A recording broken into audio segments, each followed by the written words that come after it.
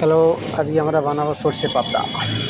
দেখুন, সর্ষে পাবদার জন্য আমি এখানে 100 গ্রাম সাদা সর্ষে আর 100 গ্রাম কালো সর্ষে আর এখানে 100 গ্রাম পোস্ত নিয়েছি আর কতগুলো কাঁচা লঙ্কা।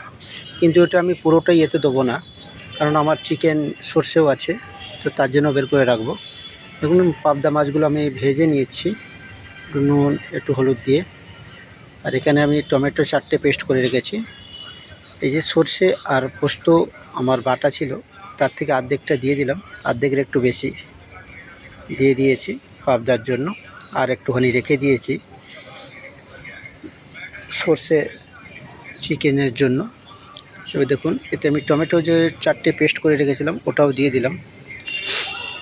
দিয়ে এটা পুরো সর্ষে তেলেই বানালে ভালো হয়। আমি তো এখানে সর্ষে তেল দিয়েই বানাচ্ছি পুরোটাই, তো আপনারাও সর্ষের তেল দিয়েই বানাবেন। এবারে এটাকে একটু নেড়ে নেব। দেখুন, ভিডিওটা যদি ভালো লাগে একটা সাবস্ক্রাইব করে দেবেন আর লাইক করে শেয়ার করে দেবেন। আমি আপনাদের জন্য এরকম ভিডিও আনতেই থাকবো। দেখুন, হলুদ দিলাম, একটু কেশিবি দিয়েছি, একটু লঙ্কা গুঁড়ো দিলাম। আমি বেশি লঙ্কা এখানে দিলাম না, কেন নুন দিয়ে দিলাম স্বাদ মতন, কারণ আমি কাঁচা লঙ্কা পেস্ট করেছি অলরেডি। দিয়ে এবারে এটাকে একটু, এটা সর্ষে পাবদা বানাতে বেশি কিন্তু সময় লাগে না, খুবই সহজেই হয়ে যায়।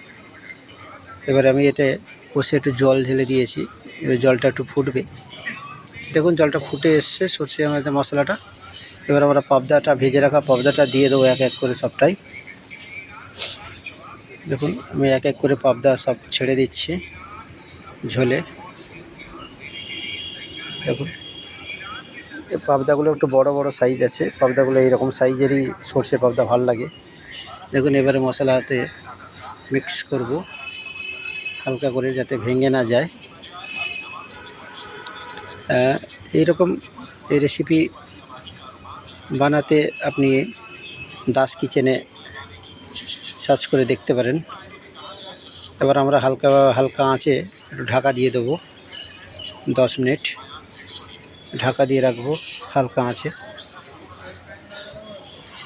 দেখুন, সর্ষে পাবদা আজকে রেসিপি। এরপরে আমি চিকেন সর্ষে ও রেসিপি আপনাদের কাছে শেয়ার করব। দেখুন, আমাদের অলরেডি ফুটে এসছে, মশলাও হয়ে গেছে। দেখুন, ধনেপাতা দিয়ে দিলাম, ওটা কাঁচা লঙ্কা দিয়ে দেবো, এর উপরে সর্ষে তেল দিয়ে পিক আপ করে দেবো। আজকের মতন এইটুকুনি, আবার পরের ভিডিওতে আসব, নতুন ভিডিও নিয়ে আসব। নমস্কার, সবাই ভালো থাকবেন, শুভ সন্ধ্যা।